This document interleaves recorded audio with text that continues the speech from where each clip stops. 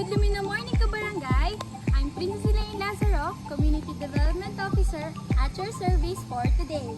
But before that, please like and subscribe our official YouTube channel and the Lumina official website at www.lumina.com. So ayun, harap na!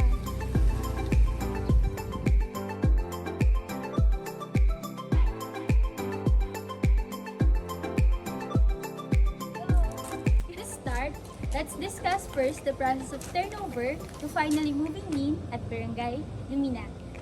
So ano nga ba yung proseso pagkatapos nating ma-loan release and makapag-fully paid na ng ating biniling bahay? Alamin natin.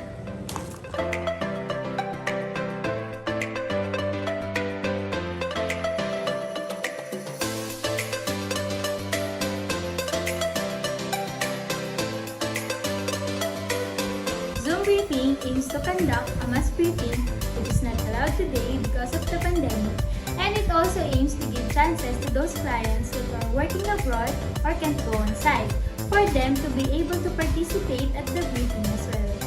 For the face-to-face briefing, it only consists of 1 to 2 clients at a time.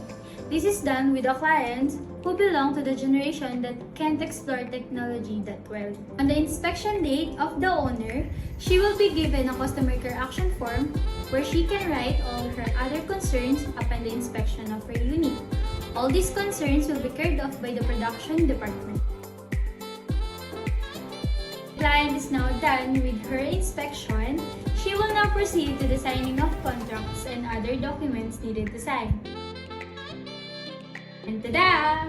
Ihahandog na po ang susi ng iyong inaantay na unit. Ang bilis lang, di ba?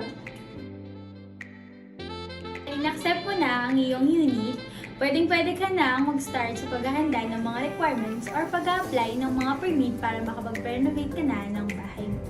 Tapos ng renovation ng bahay mo, syempre, lipat na. But before that, kailangan mo munang mag-provide ng mga necessary documents kay property manager ni Lumina Cabanatuan bago ka lumipat.